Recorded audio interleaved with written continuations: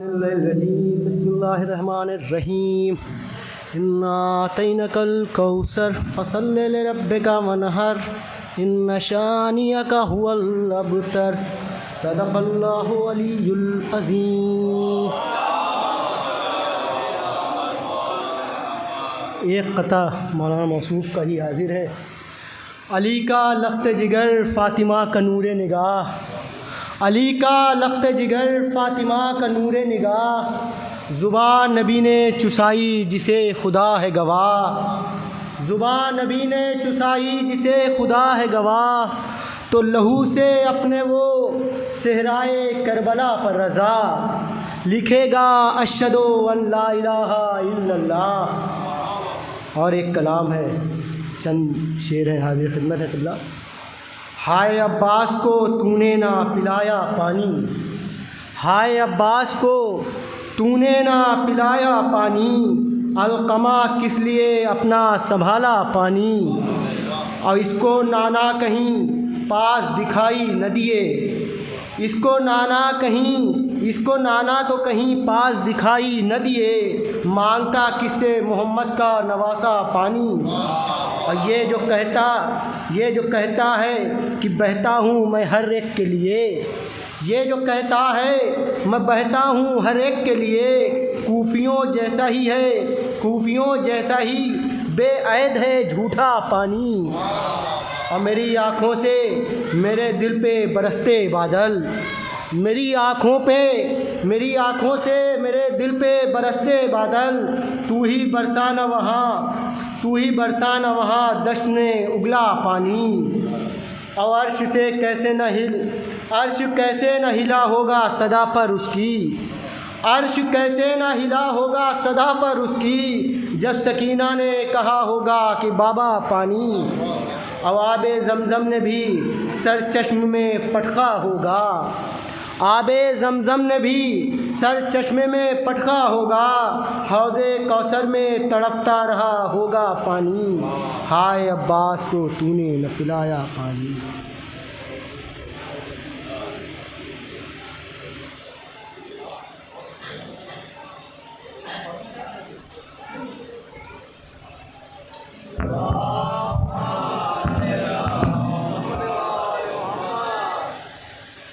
एक मुसद्दस खाके शिफा के अनुमान से 2-3 बंद समात फरमाने हज़रात। कि मैं खाके करबला हूँ शिफा बाँटती हूँ मैं खाके करबला हूँ शिफा बाँटती हूँ मैं, हर लाइलाज गम की दवा बाँटती हूँ मैं, हर लाइलाज गम की दवा बाँटती हूँ मैं। क्या पूछते हो मुझसे कि क्या बाँटती हूँ मैं, शमशो कमर को रिज़्क़े ज़िया बाँटती हूँ मैं, शमशो कमर को रिज़्क़े ज़िया बाँटती हूँ मैं।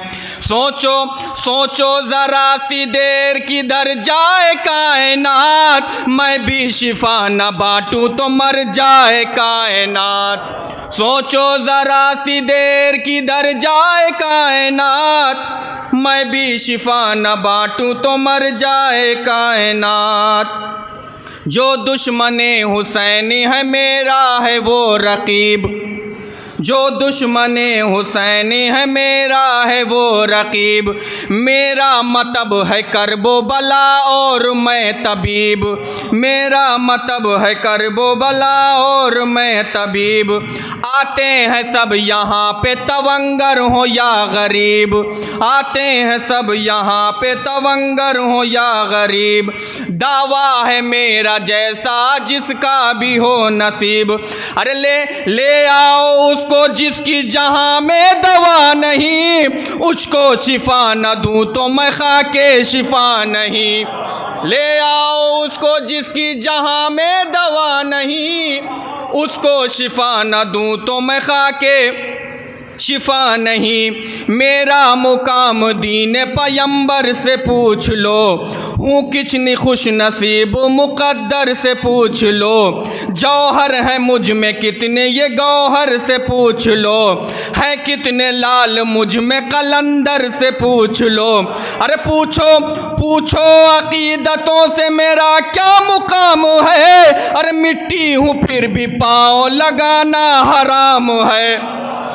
पूछो अकीदतों से मेरा क्या मुकाम है, मिट्टी हूँ फिर भी पाँव लगाना हराम है मेरे जैसी इज्जत व तौकीर किसके पास, जन्नत से भी हसीन है जागीर मेरे पास। दुनिया में मेरे जैसी है तासीर किसके पास, अल-मुख्तसर है रोज़ा शब्बीर मेरे पास।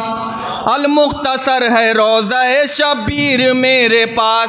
रहता है आना जाना जहाँ पर रसूल का, सीने पे मेरे सोता है बेटा बुतूल का। सीने पे मेरे सोता है बेटा बुतूल का। कुछ ऐसे लोग हैं जिन्हें मुझ पर नहीं यकीन, बातों का उनकी मुझ पे ज़रा सा असर नहीं।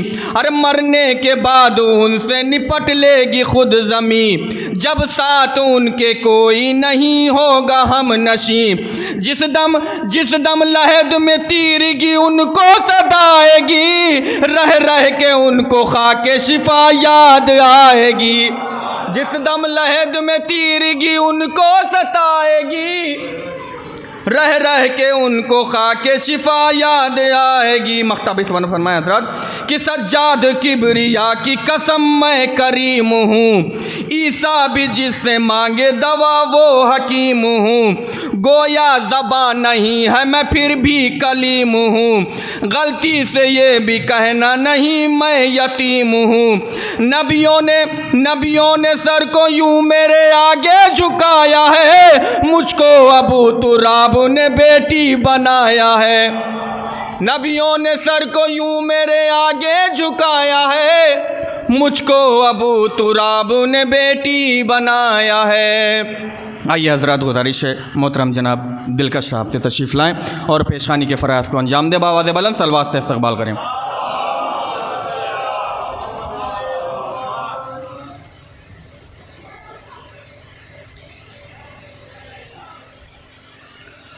हज़रात अस्सलाम वालेकुम।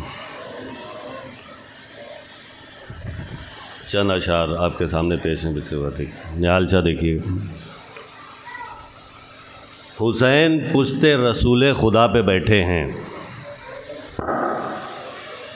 हुसैन पुश्ते रसूल खुदा पे बैठे हैं, बुलंदियों की वो किस इंतहा पे बैठे हैं। हुसैन पुश्ते रसूल खुदा पे बैठे हैं, बुलंदियों की वो किस इंतहा पे बैठे हैं। और देखिएगा, चलो जो शाह की जानिब तो लोग कहने लगे, चले जो शाह की जानिब तो लोग कहने लगे, चले जो शाह की जानिब तो लोग कहने लगे, हबीब ज़ीने फ़रस या हवा पे बैठे हैं। हबीब ज़ीने फ़रस या हवा पे बैठे हैं। और देखिएगा, अदब से बज़्म में आओ कि अर्श वाले भी, तवज्जो करिएगा निहालचा, अदब से बज़्म में आओ कि अर्श वाले भी बहिश्त छोड़ के फ़र्शे अज़ा पे बैठे हैं। बहिश्त छोड़ के फ़र्शे अज़ा पे बैठे हैं। और देखिएगा, फ़कीर बन के भी मुझको अमीर होना है, फ़कीर बन के भी मुझको अमीर होना है, इसीलिए तो दरे सैयदा पे बैठे हैं। फ़कीर हो के भी मुझको अमीर होना है, इसीलिए तो दरे सैयदा पे बैठे हैं। और मक्ता देखिएगा, करार पाया ना नबियों ने भी जहाँ पे फराज, करार पाया ना नबियों ने भी जहाँ पे फराज, बड़े सुकून से शह इस जगह पे बैठे हैं, बड़े सुकून से शह इस जगह पे बैठे हैं। बहुत शुक्रिया आपको।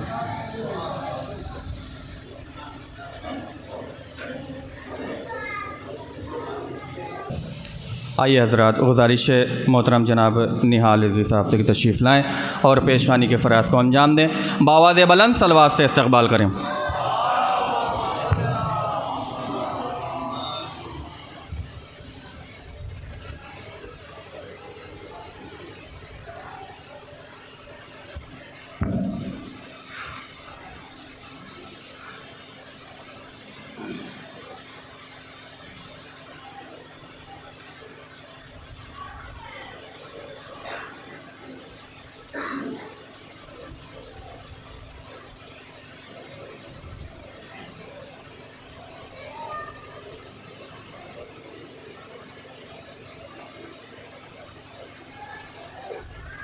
यहाँ वही नहीं मिल रहा है, सिग्नल ही नहीं मिल रहा है।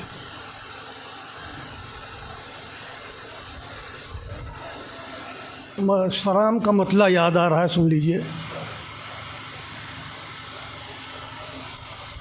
चलता है दो जहान में सिक्का हुसैन का, चलता है दो जहान में सिक्का हुसैन का, और बचता है अर्श व फर्श पे डंका हुसैन का, बचता है अर्श व फर्श पे डंका हुसैन का। माफ़ कीजिएगा, सिग्नल नहीं।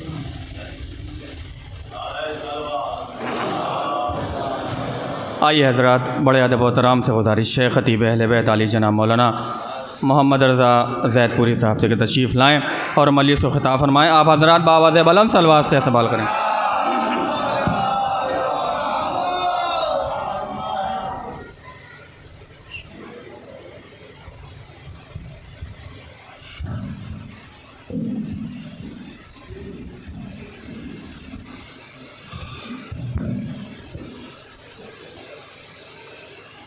फातिहा।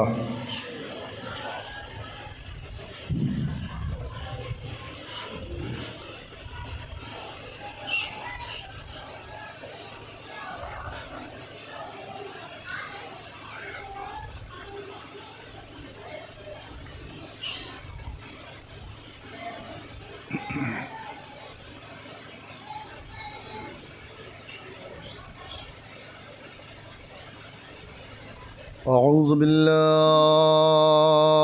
मिनश शैतानिर रजीम।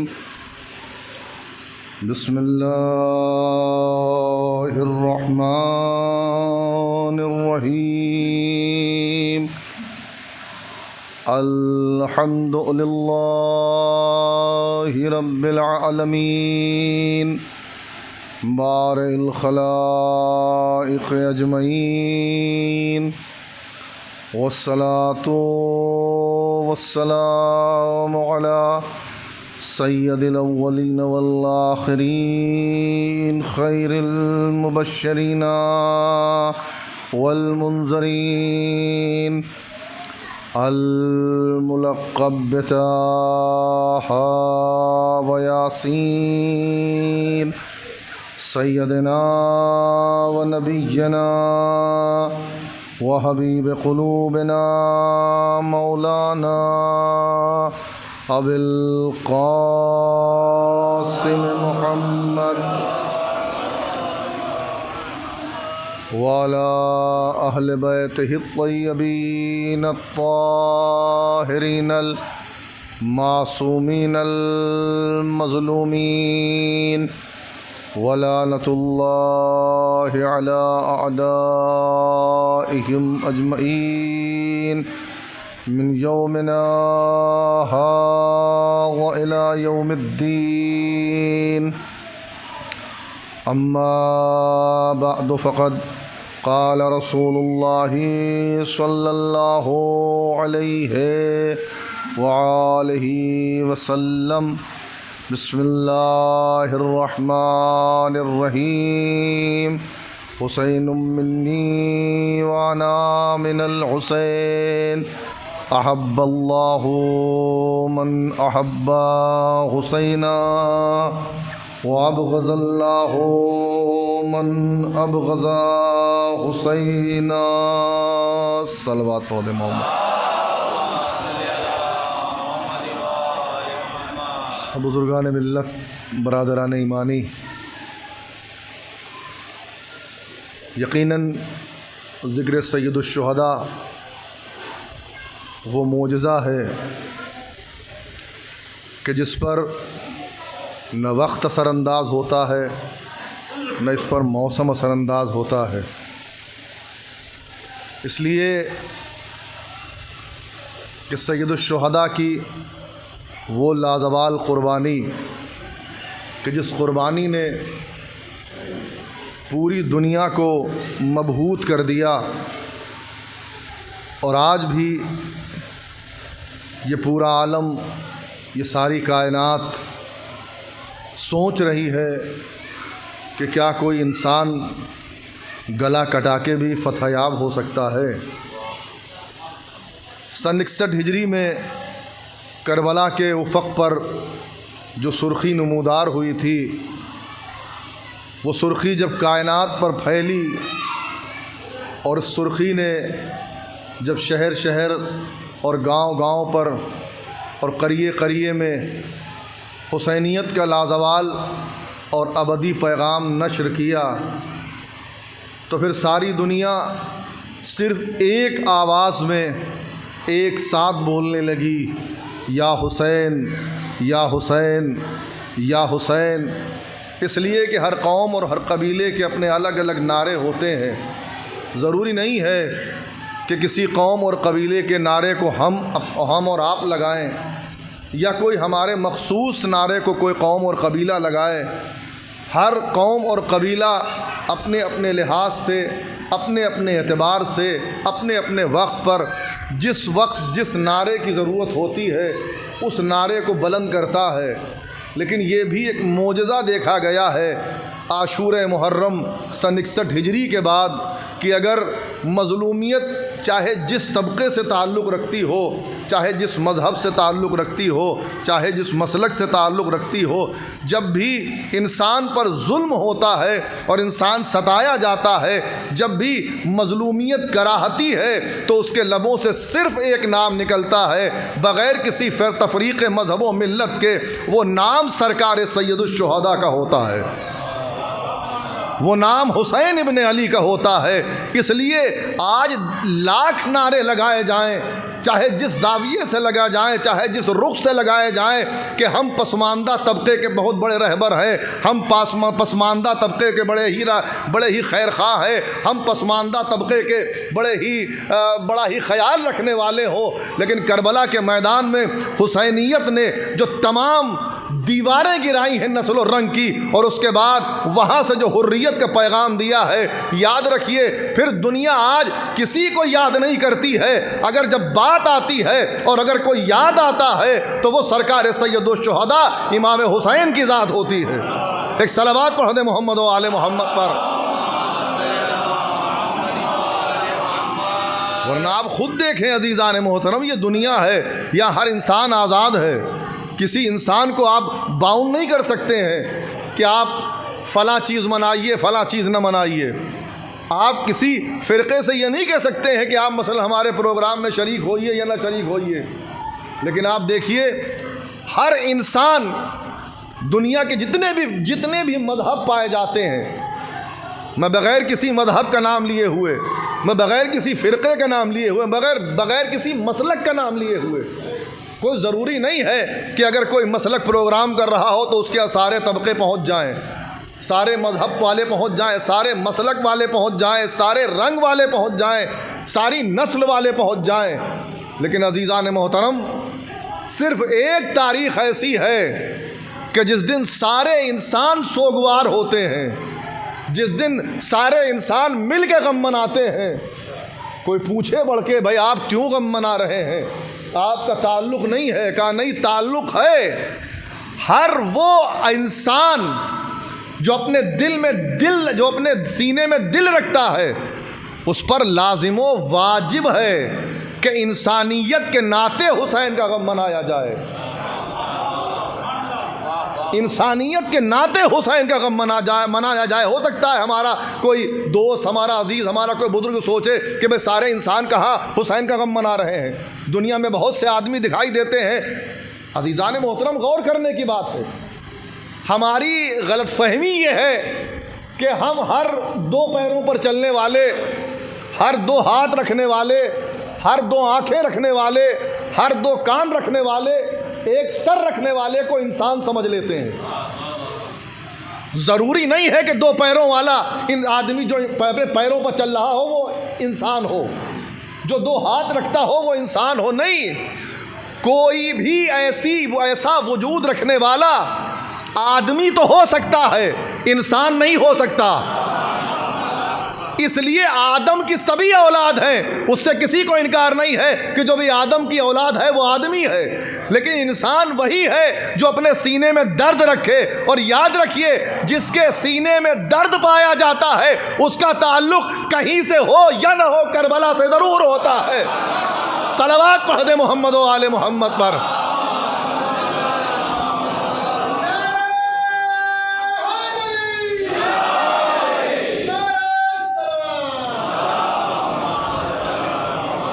इसलिए हर दर्दमंद दिल की, अगर कोई बहुत खूबसूरत मिसरा किसी ने कहा था कि हर दर्दमंद दिल की सदा या हुसैन है, और हकीकत है, इसमें कोई मुबालगा नहीं है। जो भी अपने सीने में एक दिल रखता है और दिल में जो सीने में जो दिल रखता है और दिल में जो दर्द पाया जाता है उसका रिश्ता हुसैन से बहुत है अज़ीज़ान मोहतरम।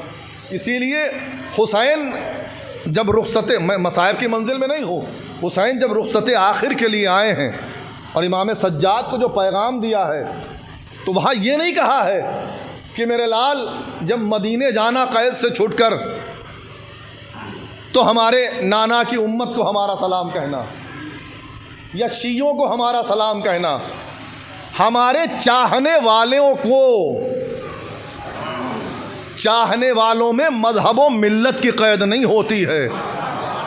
और याद रखिए कि जब कोई किसी को चाहता है वो करीब आता है। चाहत क़ुर्बत चाहती है, चाहत दूरी बर्दाश्त नहीं करती है। और जब चाहत क़ुर्बत चाहती है तो यही क़ुर्बत कभी कभी इंसान को अपना बना लेती है। आप अगर किसी के इंसान से चाहिए कि मोहब्बत करिए और वो दूर भी रहे, मुमकिन नहीं है। इसलिए कि जब तक इंसान किसी से मोहब्बत करता है तो मोहब्बत क़ुर्बत चाहती हो, जब क़ुर्बत होती है तो इंसान हम ख्याल हो जाता है, और जब हम ख्याल हो जाता है तो अज़ीज़ान मोहतरम यही इंसान फिर शब आशूर इतना तड़पता है, इतना तड़पता है कि सुबह आते आते हुर बन जाता है। सुबह आते आते हुर बन जाता है। एक शब पहले का हुर एक शब बाद का अलैहिस्सलाम कहलाता है। ये हुसैनियत है जो हुसैनियत मोजज़े दिखलाती है। अज़ीज़ान मोहतरम, बहुत जल्दी आपकी खिदमत में कुछ बातें गुजारिश करनी है। अभी हमारे बरादर बुज़ुर्ग, बरादर मोहतरम निहाल भाई ने एक मौजू दे दिया, वरना हकीकत ये थी कभी कभी कुछ चीज़ें ज़ाकिरीन के बस में नहीं होती हैं और ये वाकई अताए मौला होती है। जहन में यकीनन कुछ अलग चीज़ थी, बहरहाल, लेकिन चूँकि इमाम हुसैन के हवाले से मतला पढ़ा गया और बेहतरीन मतला था कि अगर आज दुनिया में अर्श व फर्श पर किसी का डंका बज रहा है तो वो सरकार सैयदुश्शुहदा इमाम हुसैन अलैहिस्सलाम का है। आप देखें, एक नॉन मुस्लिम, एक इस्लाम से दूर रहने वाले, जिसका दूर दूर तक इस्लाम से कोई ताल्लुक़ न हो, एक ऐसा स्टूडेंट जो इस्लामिक तालीम के लिए आपके पास चाहता है, उसको आप कैसे इस्लाम समझाएंगे? एक सलवात पढ़ दे मोहम्मद व आले मोहम्मद पर। उसको किस तरीक़े से आप इस्लाम समझाएंगे? कौन सा ऐसा ज़रिया अपनाएंगे कि जिसके ज़रिए से आप उस तक इस्लाम पहुंचा सकते हो? कोई एक ज़रिया बता दीजिए जो उसके ज़रिए से आप बग़ैर किसी तकलीफ़ के और बग़ैर किसी दिक्कत के आप उसे इस्लाम समझा ले जाएं। हो सकता है हमारा कोई नौजवान, हमारे कोई बुज़ुर्ग कहें कि जनाब आदम से लेके, चलिए आइए आदम की कहानी शुरू कीजिए। एक ऐसा इंसान जो बिल्कुल जानता ही नहीं है कि अल्लाह किसे कहते हैं। एक सलवात पढ़ दे मोहम्मद व आले मोहम्मद पर। कौन है Allah? Who is the God? Allah कौन है वो नहीं जानता है। कौन है मोहम्मद मुस्तफ़ा? उसे नहीं मालूम है। आप उसे इस्लाम के करीब लाना चाहते हैं, कौन सा ऐसा तरीक़ा अपनाएंगे कि जिसके ज़रिए से बहुत आसानी से उसके समझ में इस्लाम आ जाए। आप पहली मंजिल में जनाब आदम तक आइए और समझाना शुरू करिए, तो कहिए कि हमारे जो पहले नबी हैं अल्लाह ने जिन्हें पैदा किया है वो इतने साहिब एजाज़ नबी हैं कि जिनको अल्लाह ने बग़ैर माँ बाप के पैदा किया है। और उसके बाद जब वो दुनिया में आते हैं उनकी ज़ौजा भी आती हैं और फिर अल्लाह उन्हें बच्चों से नवाजता है। और ये बच्चे जिसमें एक बेटे का नाम हाबील है, एक बेटे का नाम काबील है, और फिर उसके बाद यही वो बेटे हैं जिसमें काबील हाबील को कत्ल कर देता है। यकीन जानिए यहीं तक बयान करिएगा कि वो अपना बस्ता बगल में दबाएगा और अपने घर को वापस लौट जाएगा। वो यही कहेगा कि जिस दीन की पहली मंजिल में सगा भाई भाई को कत्ल कर दे, हमें ऐसा इस्लाम नहीं चाहिए, हमें ऐसा इस्लाम नहीं चाहिए। आप दूसरी मंजिल पर जनाब नूह के हवाले से उसे इस्लाम समझाना शुरू करेंगे कि चल भैया रुको रुको रुको, हम तुम्हें समझाते हैं। हमारे एक नबी और हैं जिन्हें अल्लाह ने बिल्कुल जनाब आदम के बाद पैदा किया है, और पहला साहिब शरीयत नबी जिसे अल्लाह ने शरीयत देकर भेजा है, ये हमारे नूह हैं जिनको अल्लाह ने भेजा था। और उम्मत ने इतने मसाइब ढाए हैं, इतने मसाइब ढाए हैं कि इनका नाम अब्दुल गफ़्फ़ार था, लेकिन नौहा पढ़ते पढ़ते इनका नाम नूह पड़ गया। जनाब नूह अगर नौहा पढ़ें और उनका नाम नौहा पढ़ने की बिना पर नूह पड़ जाए, मुसलमानों को कोई एतराज़ नहीं होता है। अब्दुल गफ़्फ़ार नबी अगर नौहा पढ़ते पढ़ते नूह बन जाए तो मुसलमानों को कोई एतराज़ नहीं है। हमारी अंजुमने अगर सड़कों पर नौहा पढ़ ले, अल्लाह जाने कौन सी क़यामत टूट पड़ती है। अज़ीज़ान मोहतरम गौर तो करें, हमारे नबी का नाम पहला साहिब शरीयत नबी जिसे नूह कहा जाता है, ये नूह वो थे और इतनी मज़ालिम पड़े कि फिर अल्लाह ने कहा घबराओ नहीं नूह, हम तूफ़ान भेज रहे हैं। और जनाब नूह मौजूद रहे और तूफ़ान आ गया। का फिर क्या हुआ? का जनाब नूह ने अपनी उम्मत को कश्ती में बिठाला और लेके चले गए। उस कश्ती को कश्ती नजात कहा जाता है। का कोई बचा तो नहीं था? का ना बच तो गया था। का कौन बचा था? का वो एक अदद बीवी थी और एक अदद बच्चा था। का ये क्यों नहीं सवार हुए? का नहीं बस नहीं सवार हुए। का तो क्या फ़ायदा, जो नबी अपने घर में तबलीग न कर सके वो उम्मत में क्या तबलीग करेगा। जो नबी अपने घर के अंदर तबलीग न कर सके वो हमें क्या मुसलमान करेगा। हमें नहीं इस्लाम को कबूल करना है। एक एक नबी लेके चले जाइए अज़ीज़ान मोहतरम। जनाब इब्राहीम को लेके आइए। अच्छा रुको भाई, हमारे तीसरे नबी भी हैं, हमारे पैगम्बर इस्लाम के मूर से आला जनाब इब्राहीम अलैहिस्सलातु वस्सलाम बड़े बुज़ुर्ग नबी हैं, बड़ा मर्तबा है। इन्होंने ही काबे की तामीर की है। आज मुसलमान जो हज करने जाते हैं, जो तवाफ़ करते हैं, जो सई करते हैं, जो रमी जमरा करते हैं, ये सब के सब जनाब इब्राहीम का सदका है। का कोई मसला नहीं। का ये का पूरी हिस्ट्री सुनने के बाद का बड़ा लकड़ियों का हिमालय तैयार किया गया। का ये किस लिए? कहा नबी को जलाने के लिए। क्या अल्लाह अकबर, जिस कौम में नबी जला दिया जाए वहाँ उम्मती का क्या हाल होगा, वहाँ उम्मती का क्या हाल होगा। मुझे इस्लाम नहीं चाहिए, मुझे कोई इस्लाम की तालीम नहीं चाहिए। अज़ीज़ान मोहतरम, कोई सोर्स आपके पास नहीं है कि जिसके ज़रिए से आप किसी ऐसे स्टूडेंट को जिसका इस्लाम से दूर दूर तक वास्ता ना हो, आप इस्लाम समझाइए। आइए सबको छोड़ दीजिए, अपने नबी की बारगाह में चलिए कि हम अपने नबी के हवाले से समझाएंगे। बड़े ही साबिर व शाकिर हमारा नबी है। कंकड़ियाँ मारी जाती थी लेकिन आप सब्र करते थे। कूड़ा फेंका जाता था, हमारा नबी सब्र करता था। यहूदी ज़ईफ़ा अगर मदद के लिए कहती थी तो बोझ लकड़ियों का अपने सर पर लाद कर उसके घर तक पहुंचाता था। सारे वाक़यात सुना दीजिए। लेकिन उसके बाद कहिए लेकिन हमारे नबी में एक मसला था। का वो मसला क्या है? का आलम इस्लाम के बहुत बड़े मुहक्किक, नाम लेने की ज़रूरत नहीं है, उन्होंने लिखा है कि पैगंबर इस्लाम की ज़िंदगी को दो हिस्सों में बांटा जा सकता है। एक घर की ज़िंदगी, एक बाहर की ज़िंदगी, यानी एक ऑफिशियल ज़िंदगी, एक घर की ज़िंदगी। हमारे समाज में, हमारे तबके में, हमारे समाज से मुराद पूरी दुनिया का समाज जो है, यहाँ किसी भी ऐसे इंसान को बहुत ही बुरा कहा जाता है जो दो कैरेक्टर रखता हो, यानी ज़ाहरी चेहरा कुछ हो। एक सलावत पढ़ दे मोहम्मद वाले मोहम्मद पर। जिसका ज़ाहिरी चेहरा कुछ हो, उसका बातनी चेहरा कुछ हो।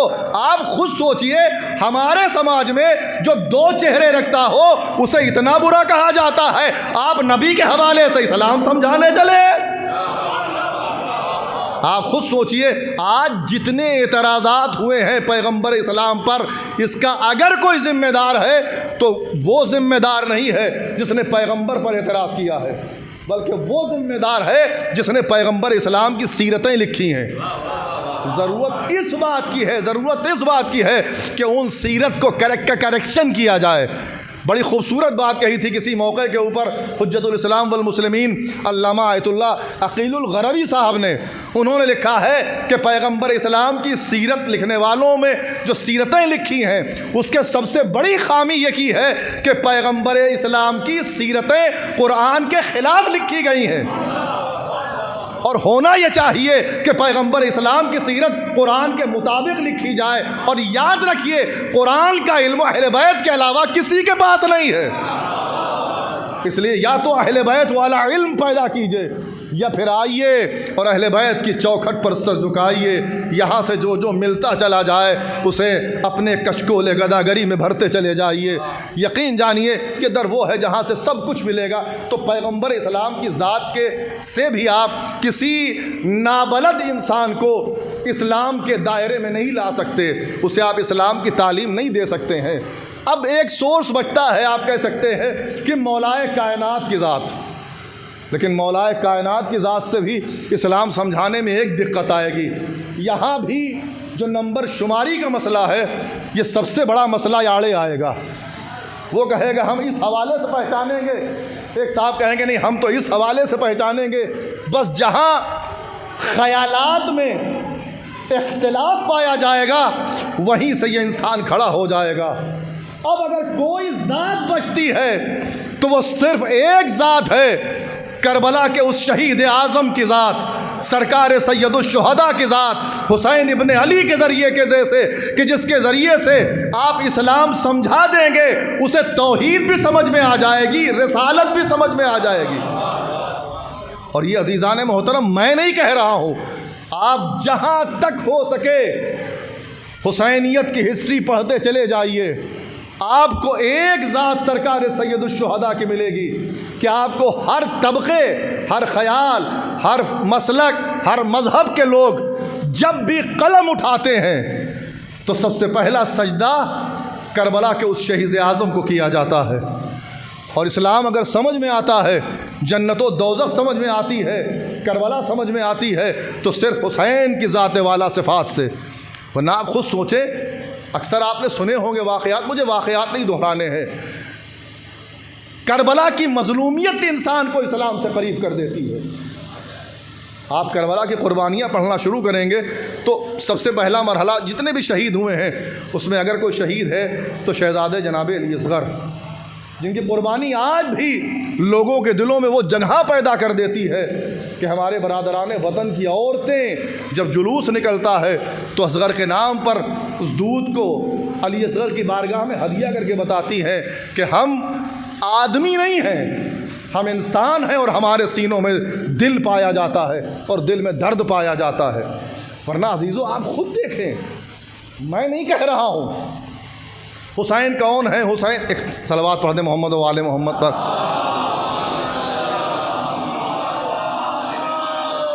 तशरीफ़ लाए क़िबला।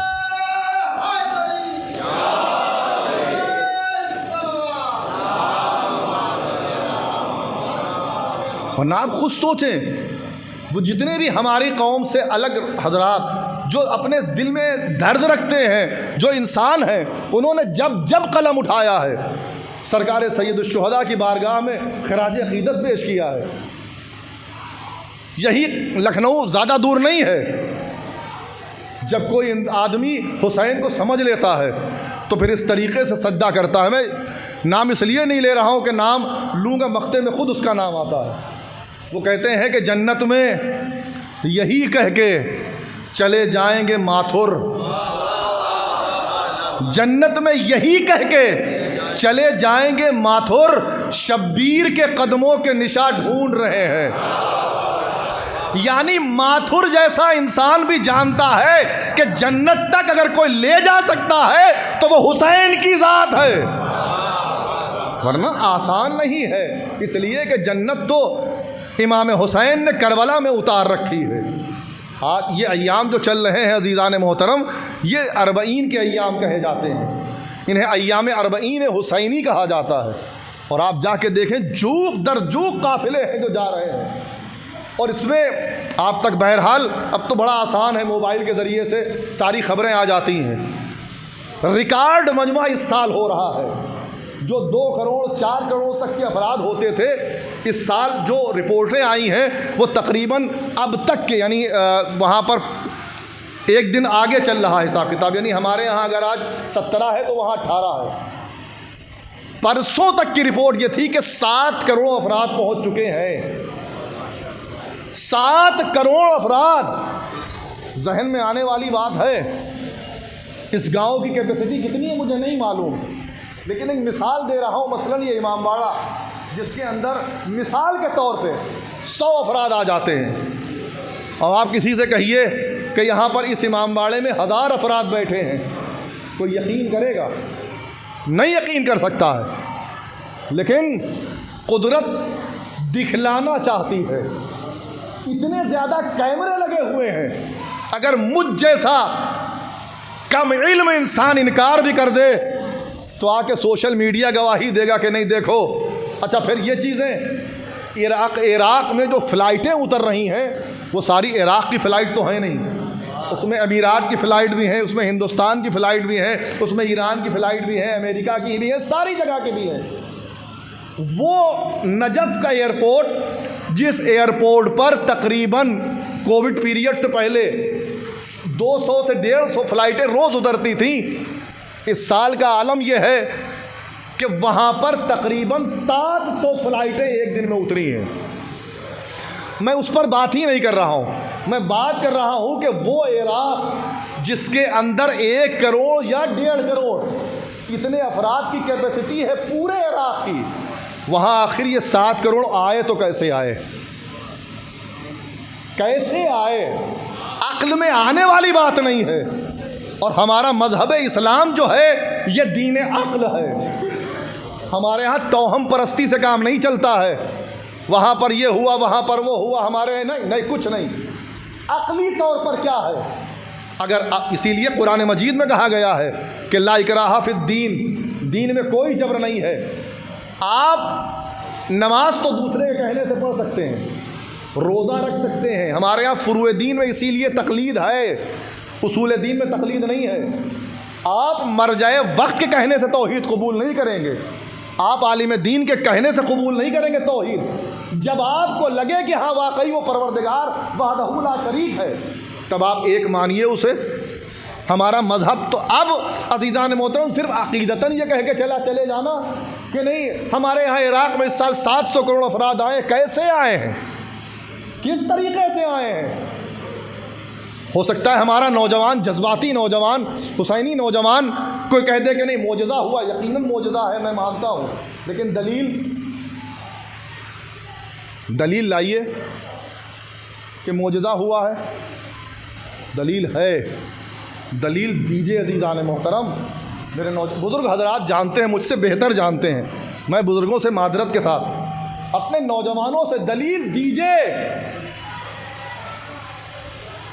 इमाम वक्त जिसके नाम पर हम अपना सर झुकाते हैं, इमाम साहिब अल असर वज़्ज़मान अलैहिस्सलातु वस्सलाम,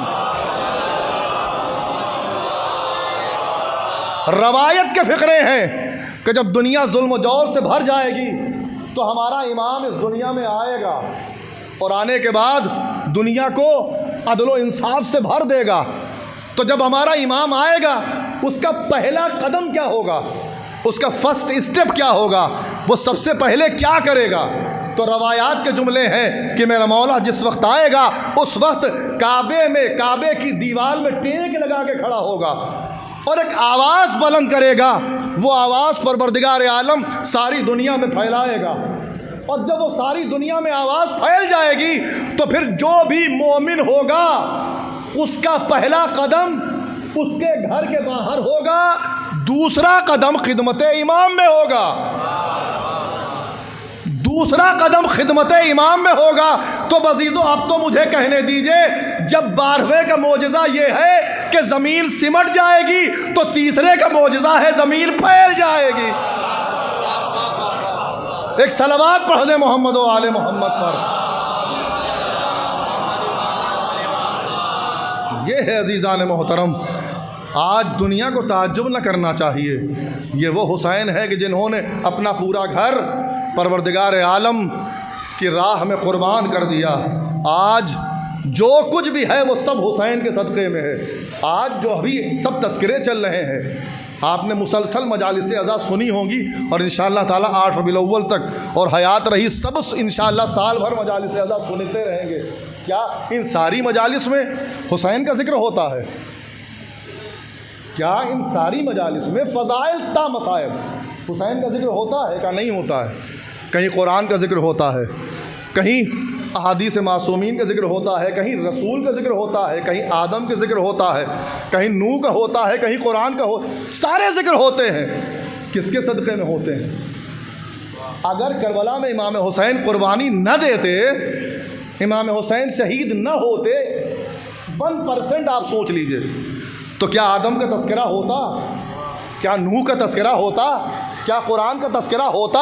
लाखों सजदे हो करबला के इस शहीद आज़म ने, जिसके तस्करों ने आदम का तस्करा भी किया है, नूह का तस्करा भी किया है, कुरान का तस्करा भी हुआ है। यानी सारे तस्करे अगर मोहताज हैं तो ज़िक्र हुसैन के मोहताज हैं। यह हुसैन का तस्करा हो रहा है अज़ीज़ान मोहतरम।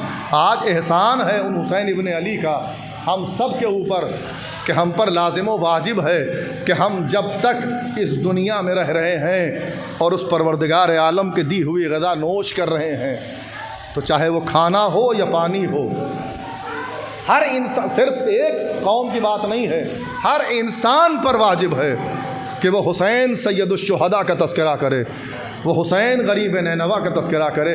तो गुजारिश ये कर रहा था कि इतने अफराद पहुँच चुके हैं, ये 40 का ज़माना है, हम सब पर भी लाजिम व वाजिब है अज़ीज़ान मोहतरम कि हम हुसैन की ज़ियारत को जाएँ। वो खुसूसन अपने नौजवानों से गुजारिश कर रहा हूँ, बुज़ुर्ग हजरात यकीनन जा चुके होंगे या बहरा लाजिम सफ़र हो, या मायूस भी नहीं होना चाहिए कि हम क्या करें, हमको तो हमारे पास पैसा नहीं। और एक बात और गुजारिश कर दूँ, हुसैन की ज़ियारत पैसों से नहीं होती है। कोई ये ना समझे कि हुसैन की ज़ियारत पैसों से होती है। अगर हुसैन की ज़ियारत पैसों से होती तो सारे करोड़पति ज़ाहिर इमाम हुसैन होते, सारे लखपति ज़ाहिर इमाम हुसैन होते। नहीं अज़ीज़ान मोहतरम, ये हुसैन पर मुनहसिर है कि वो किसे बुलाना चाहते हैं। मैंने खुद देखा है, मैंने देखा है कि कामदानी बनाने वाली औरतें, रिक्शा चलाने वाले मर्द और आरी जरदोज़ी के काम करने वाले मर्द और वो अफराद जो एक छोटी सी जनरल स्टोर किए हैं, वो इमाम हुसैन की ज़ियारत कर चुके। और ये भी ना समझना क्या क्या मिलता है ज़ियारत करने से, आप सोच नहीं सकते हैं। इमाम हुसैन की ज़ियारत इंसान को बिल्कुल नौमौलूद बच्चा बना देती है। खुद इमाम फरमाते हैं कि तुम हमारी ज़ियारत करने आओ, हम तुम्हारे अगले गुनाह और पिछले गुनाह समझ में आते हैं, लेकिन हुसैन किसी के आने वाले गुनाह भी माफ़ कर दें, ये हुसैन का मौजज़ा है। मौला हो सकता है यहाँ आपके पास वो आने के बाद फिर से गुनाहों में मुलव्विस हो जाए और जितने गुनाह उसने किए हो सकता है इससे बढ़ के गुनाह कर ले। अज़ीज़ान मोहतरम, अजब नहीं कि हुसैन आवाज़ दें, यही तो मौजज़ा दिखलाना चाहते हैं। तुम हमारे कदमों तक आओ, जो हुर का किरदार बदल सकता है वो तुम्हारा क्यों नहीं बदल सकता है? क्या हुर ने कोई गुनाह किया दोबारा? जब हुर को तायब होने के बाद शहादत मिल सकती है तो फिर हमारी मोहब्बत मम्माता अला हुब्बे आले मोहम्मदिन माता शहीदा, वो तुम्हें भी शहीद बना सकती है। आओ हमारे दरबार में। और एक बात और अपने नौजवानों की खिदमत में गुजारिश करता चलूँ, आजकल हादसात बहुत हैं, खुसूसन हमारा हर नौजवान, और वो भी जो 17-18 साल के बच्चे हैं बाइकें लिए हुए दौड़ रहे हैं। ठीक है, अपने अपने काम से हर कोई चलाता है, ज़रूर चलाइए, लेकिन हिफाजत के साथ। एक बात। दूसरी बात ये भी है कि जो ज़ाहिर इमाम हुसैन हो जाता है, अच्छा बाइक चलाने के लिए लाइसेंस ज़रूरी है, और दूसरी चीज़ क्या ज़रूरी है, कुछ तो बता दीजिए हमारे भाई लोग। इंश्योरेंस ज़रूरी है। इंश्योरेंस किस लिए होता है? खुदा न करदा, खुदा न करदा, खुदा न करदा अल्लाह हर इंसान को, हर हुसैनी को, हर इंसान को ज़िंदा व सलामत रखे। लेकिन फिर वही मसला मीर अनीस अलैहिर्रहमा फरमाते हैं कि हम क्या रहेंगे जब न रसूल खुदा रहे। बहरहाल आप ये बताइए कि अगर खुदा न करे कोई हादसा हो जाए तो क्या ये इंश्योरेंस वाले इंसान को ज़िंदा करने की ताकत रखते हैं? या अगर कोई हो सकता है इंश्योरेंस कंपनी ऐसी हो तो बताइएगा, मैं भी उसका, मेरे पास एक छोटी मोटी स्कूटी है, मैं भी एक इंश्योरेंस ले लूँगा कि हाँ अगर आप इंश्योरेंस ले लेंगे हमारी कंपनी का तो गारंटी है कि आप एक्सीडेंट नहीं होगा आपकी गाड़ी का। हो सकता है? नहीं हो सकता है। ज़ाहिर इमाम हुसैन बन जाइए, इंश्योरेंस हो जाता है। खुद रवायत मिलती है छठे इमाम से, इमाम फरमाते हैं कि जो हुसैन की ज़ियारत कर लेता है उसे हादसाती मौत नहीं आती। इंश्योरेंस ले लेंगे लेकिन हुसैन की ज़ियारत, और कोई ये ना समझे कि हमारे पास लाख रुपये नहीं है, हम लाख रुपए लगा देंगे तो हमारा कमरा नहीं बन पाएगा, हम लाख रुपये लगा देंगे तो हम कार नहीं ख़रीद पाएंगे, हम लाख रुपए ज़ियारत में लगा देंगे तो हमारे बेटे की शादी नहीं हो पाएगी। नहीं, आप अपने पैसे से ज़ियारत पर नहीं जाते हैं, मैं अपने पैसे पर ज़ियारत के लिए नहीं, ज़ियारत पर नहीं जाता हूँ, हुसैन खुद बुलाते हैं। छठे इमाम की हदीस है कि इमाम फरमाते हैं कि जो भी इमाम हुसैन की ज़ियारत पर 1 दिरहम खर्च करता है उसे पलट कर हुसैन 10 दिरहम अता करते हैं। अगर किसी को 9 लाख रुपए कमाने हो तो हुसैन की ज़ियारत कराए, 1 लाख लगा के जाएगा, 9 लाख हुसैन अता कर देंगे। अज़ीज़ान मोहतरम, ज़ियारत करने जाइए, और फिर क्या मर्तबा है, इंसान के गुनाह पाक हो जाते हैं, इंसान जो एक्सीडेंटल मौत से महफूज रहता है। फिर आजकल जो दौर चल रहा है, बस आखिरी लम्हात पर बात तमाम हो रही है मेरे अजीज़ों, हालांकि ना हम कहीं जा पाएंगे ना आप कहीं जा पाएंगे, पानी बरस रहा है। एक वाक़या मिलता है ज़ाहिर के हवाले से, क्या मर्तबा है ज़ाहिर इमाम हुसैन का, और यहीं से रब्ते मसाइल, क्या मर्तबा है ज़ाहिर इमाम हुसैन का। एक काफ़िला, जिस तरीक़े से हमारे हिंदुस्तान से काफ़िले ज़ियारत के लिए जाते हैं, और तकरीबन अब तो नहीं, सारे लखनऊ से गाड़ियाँ सबको फ़्लाइट वगैरह मिल जाती हैं, लेकिन कभी था कि लोग दिल्ली ज़रूर जाते थे। उसी तरीक़े से काफ़िले जो हैं वो ज़ियारत सैयदुश्शुहदा के लिए जाते हैं। इराक़ में जब जाते हैं तो एक मकाम ऐसा आता है कि जहाँ से नजफ़ का काफ़िला भी आके मिल जाता है, बगदाद का काफ़िला भी आके मिल जाता है, ये 2 रास्ते मिल जाते हैं। तो उस वक्त एक काफ़िला ज़ियारत के लिए जा रहा था। जब ये काफ़िला जा रहा था तो रास्ते में एक नहर पड़ती थी, वहाँ पर एक बंदा, एक ईसाई बैठता था और काफ़िले वालों को तंग करता था, परेशान करता था। कहाँ जा रहे हो, क्या मिलेगा तुम्हें जाके ज़ियारत पर, वहाँ जाके क्या कर लोगे, और उसके बाद परेशान भी करता था, उन्हें तंग करता था, सामान कहीं ले लिया, कहीं ये उठा दिया, कहीं वो कर दिया, किसी को छेड़ा वगैरह वगैरह। तो किसी एक बंदे को कुछ ज़्यादा परेशान कर लिया। वो बेचारा जब ज़्यादा परेशान हो गया तो उसने कहा कि भाई हमें परेशान ना करो। क्या कर रहे हैं तो क्या कर लोगे? कहा याद रखो, हम जिनकी बारगाह में जा रहे हैं अगर हम उनसे शिकायत कर देंगे तो तुम्हारा वजूद न पता चलेगा कहाँ चला गया। कहा अच्छा ऐसा है? ऐसा है। कहा जाओ फिर जाके हमारी शिकायत कर देना, देखते हैं जिनकी ज़ियारत को तुम जा रहे हो वो हमारा क्या कर लेते हैं। वो यहाँ से जाता है, जाने के बाद रोज़ा इमाम हुसैन पर दाखिल हुआ, तमाम आदाब ज़ियारत जो थे वो बजा लाए, उसने ज़ियारत पढ़ी, इज़्ने दुखूल पढ़ा, और जाने के बाद ज़री पकड़कर जो पहली दुआ की वो यही की कि मौला उसने बहुत तंग किया है, मौला उसे आप सज़ा दें, वो हमें परेशान कर रहा है, वो आपके ज़ाहिरों को परेशान कर रहा है, मौला आप तो हमारी हिफाजत करते हैं, ये कैसी हिफाजत है? आप आइए और हमें उस इंसान से बचाइए। एक दिन हो गया, दूसरा दिन आया, फिर यही दुआ, तीसरा दिन आया, फिर यही दुआ, और उसके बाद ये जाता है। जाने के बाद जहाँ मुसाफिर खाने में टिका होता था, ये सो जाता है। रात को ये ख्वाब देखता है कि ख़ुद सरकार सैयदुश्शुहदा हज़रत इमाम हुसैन अलैहिस्सलातु वस्सलाम तशरीफ़ लाते हैं, और लाने के बाद कहते हैं कि तुम शिकायत हमारी बारगाह में करने आए थे। हाँ आका, हम तो शिकायत करने आए थे। मौला आपने लेकिन हमारी शिकायत नहीं सुनी। कहा तुम उस नसरानी के लिए कह रहे थे कि तुम मौला उसे सज़ा दें? हाँ मौला, मैं उस नसरानी के लिए कह रहा था, वो सबको परेशान करता है, उसने मुझे भी बहुत तंग किया है। कहा मैं उसे सज़ा नहीं दे सकता। अब ये ख्वाब में रुकता है, कहता है मौला आप उसे सज़ा नहीं दे सकते? क्यों मौला? कहा मैं उसे सज़ा इसलिए नहीं दे सकता कि उस नसरानी का मुझ पर एहसान है। अज़ीज़ान मोहतरम, मुझ जैसे इंसान का क्या हाल होगा कि अगर सरबराह ममलकत ये कह दे कि फ़लाँ के ऊपर हमारा एहसान है। मुमकिन नहीं है, सारी कायनात पर हुसैन का एहसान है, और हुसैन कह रहे हैं कि उस नसरानी का एहसान मुझ पर है। वो ख्वाब में चौंक जाता है, आका ये कैसे मुमकिन है? कहा नहीं मुमकिन है। कहा एक दिन वो फ़ुरात के किनारे बैठा हुआ था और फ़ुरात में उठने वाली लहरों को देख रहा था कि एक मरतबा अल्लाह जाने उसके दिल में क्या ख्याल आता है। वो चुल्लू में पानी को उठाता है और उठाने के बाद देख के कहता है, ऐ नहर फ़ुरात, अगर एक कतरा पानी हुसैन के बच्चे पी लेते तो तेरे नहर में क्या कमी आ जाती? और ये कहते कहते उसका एक कतरा आंसू उस फ़ुरात में गिर जाता है। ये उसका एहसान है, मैं उसे सज़ा नहीं दे सकता। वो लौट आता है, कहते हैं आका फिर मैंने जो उसकी शिकायत की थी वो वापस लेता हूँ, आका मुझे माफ़ कर दीजिए, मैं अब कोई शिकायत नहीं करूँगा। और उसके बाद कुछ दिनों के बाद ये काफ़िला वापस चलता है।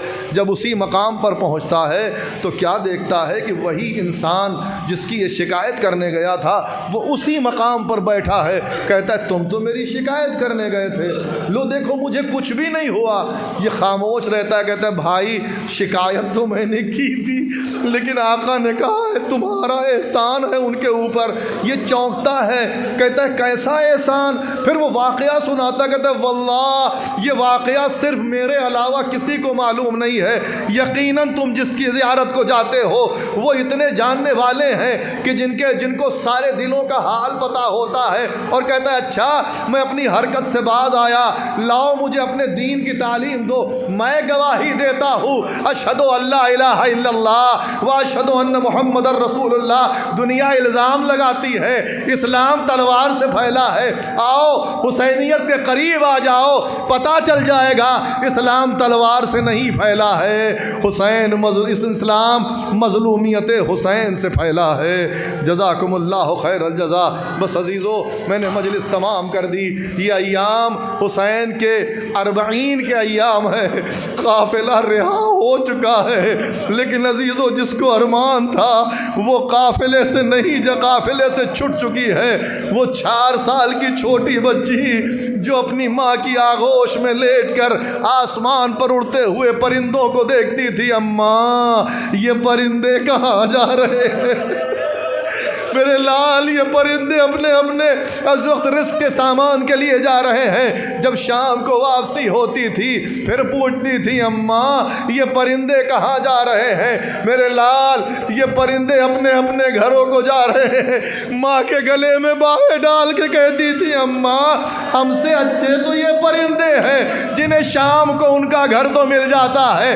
अम्मा हमारा घर, हमें कब वतन जाना नसीब होगा बीबी समझाती थी उम्मे रबा मेरे लाल एक दिन वो वक्त आएगा, लेकिन अफसोस सकीना शाम के जिंदान में सो गई, काफिला रिहा कर दिया गया। सैयद सज्जाद को यजीद ने बुलाया, हमने तुम्हें रिहा किया है, चाहो तो यहाँ रहो, चाहे तो मदीने चले जाओ। रवायत के फ़िक्रे हैं अजीज़ों। सैयद सज्जाद कहते हैं कि नहीं नहीं, मैं कोई फ़ैसला नहीं ले सकता, मेरी फूफी जब तक कोई फ़ैसला नहीं कर सकती करेंगी। और उसके बाद जनाब ज़ैनब से पूछा गया, जनाब ज़ैनब ने कहा मेरे लाल, जब से मेरा माजाया शहीद हुआ है मैंने दिल खोल के हुसैन का मातम नहीं किया है। जाओ यजीद से कह दो कि एक मकान खाली कराया जाए, हम सबसे पहले मातम करेंगे। मकान खाली हो गया। वो औरतें जो कल तमाशा देखने के लिए आई थी, यजीद की तरफ से मुनादी हो जाती है कि जाके शाम में मुनादी करा दो कि सब हुसैन की बहनों के पास पुरसे के लिए आए और सबका लिबास स्याह होना चाहिए। शाम की औरतें पुरसे को आ गईं, एक मकान खाली करा दिया गया। सबसे पहले तबर्रुकात, सबसे पहले लुटा हुआ सामान आया। जब लुटा हुआ सामान आया, एक गठरी को खोला गया तो रवायत कहती है कि उसमें सबसे पहले रिदाएं निकली। एक एक रिदा ज़ैनब उठाती थी, उम्मे कुलसूम ये तुम्हारी रिदा, उम्मे रबाब ये तुम्हारी रिदा, उम्मे लैला ये तुम्हारी रिदा, उम्मे फरवा ये तुम्हारी रिदा, ऐ मेरी माँ की कनीज़ फिज़ा ये तुम्हारी रिदा। और रवायत कहती कि अब उसके बाद जो एक रिदा निकलती है तो अब ज़ैनब किसी को आवाज़ नहीं देती है, बल्कि उसके ज़ैनब के कदम कैद खाने की तरफ उठने लगते हैं। सैयद सज्जाद पूछते हैं पुफी अम्मा कहाँ जा रही हो? कहा मेरे लाल, अब जिसकी रिदा है वो यहाँ आ नहीं सकती है, इसलिए ज़ैनब उसे रिदा उड़ाने जा रही है। ये कहती हुई ज़ैनब कैद खाने पहुँची, कब्र सकीना पे रिदा को डाला, आवाज़ दी बीबी, पर्दे का बड़ा अरमान था, लो ये रिदा आ गई, उठो रिदा ओढ़ो, चलो हम वतन जा रहे हैं। अजीज़ों मैंने सारे मसाइब छोड़ दिए, काफिला तैयार हो गया, हमारियाँ सज के आ गई, स्याह पर्दे लगा दिए गए, एक एक बीबी सवार हो गई, काफिला करबला की तरफ रवाना हो गया। लेकिन ये काफिला शाम की तरफ, जिंदान की तरफ से गुजरा। जब काफिला चलने लगा, शाम की औरतें रुखसत कराने आई। जब काफिला करीब ये हुआ कि अब काफिला रुखसत हो जाएगा, जनाबे ज़ैनब ने अपने नाके को रोका। रोकने के बाद महमिल का पर्दा हटाया, शाम की औरतों से मुखातिब हुई, ऐ शाम की औरतों, तुम्हारा शुक्रिया कि तुम हमारे गम में शरीक हुई, लेकिन ऐ शाम की औरतों, अब हम जा रहे हैं, हम तुमसे कोई खिदमत न लेंगे, लेकिन इतना ध्यान रहे जब रात हो तो एक चिराग लेके चले आना और इस जिंदान में जला देना, क्योंकि मेरी बच्ची को अंधेरे में सोने की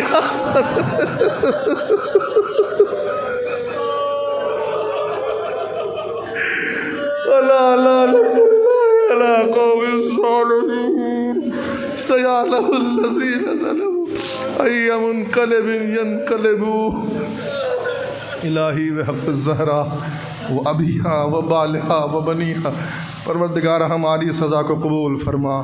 मोहम्मद व आले मोहम्मद का वास्ता हाज़रीन मजलिस की तमाम दिली हाजात को पूरा फरमा, इनकी तमाम दिली मुश्किलात को दूर फरमा।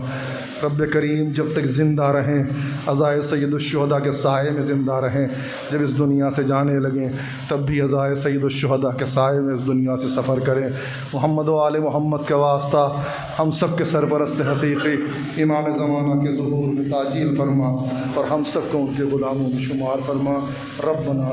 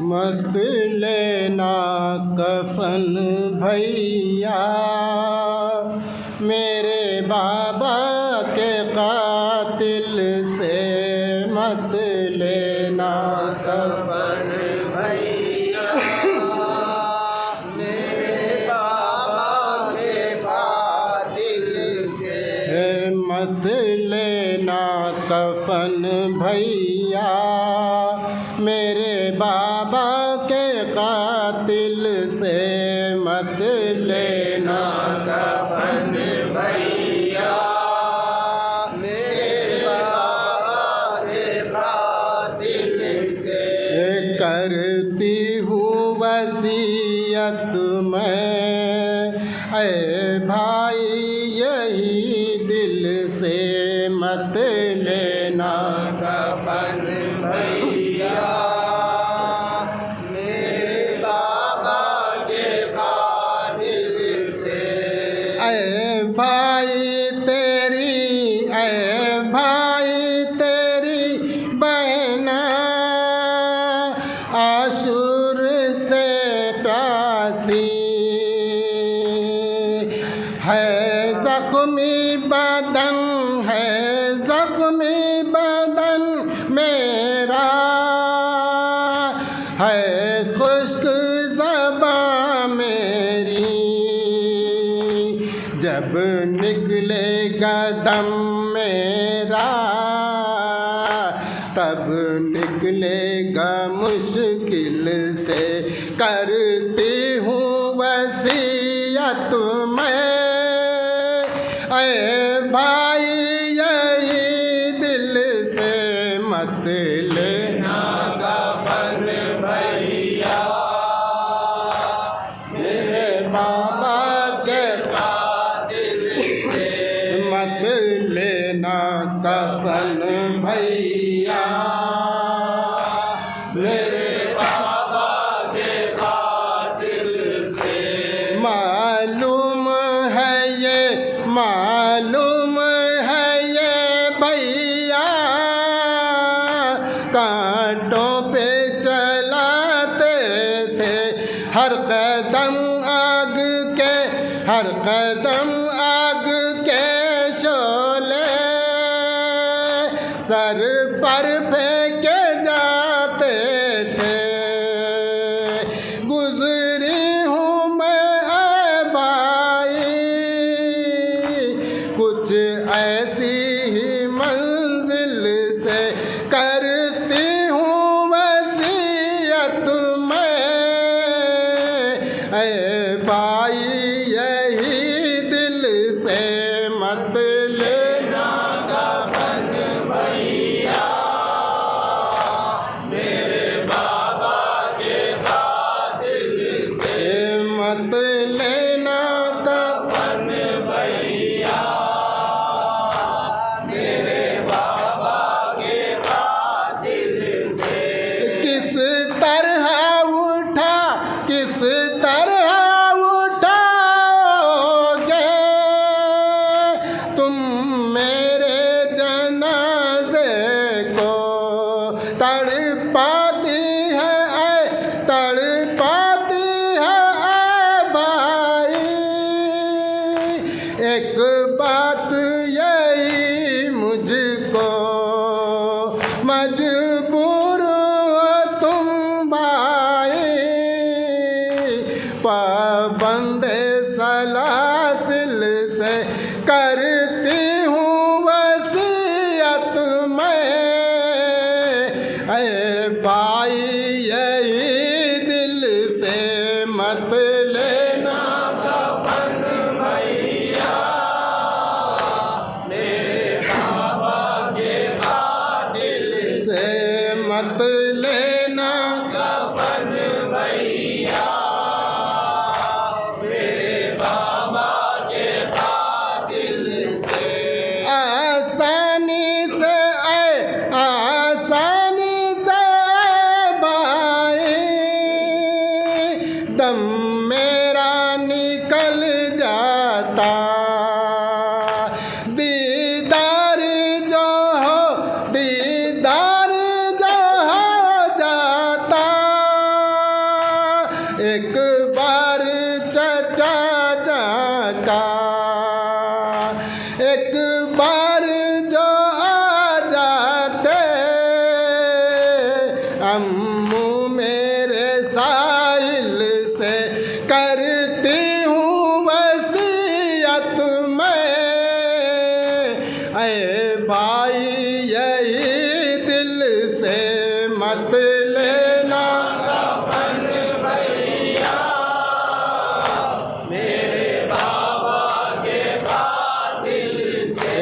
मत लेना कफन भैया मेरे बाबा के दिल से। हंसते थे तमाशाई दम मेरा निकलता था पाँव से मेरे भाई,